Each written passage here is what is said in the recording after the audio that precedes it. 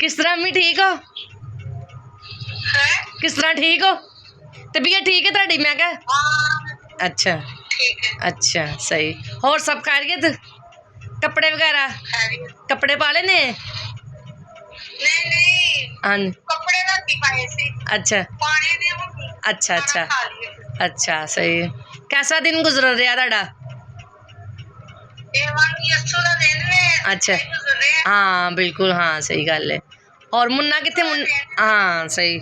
और सब खैरियत? हाँ शुक्र है खुदा दा। हाँ जी शुक्र है खुदा दा।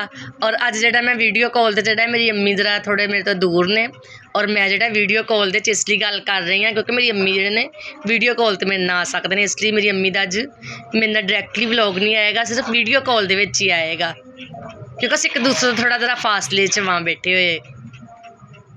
ओके जी।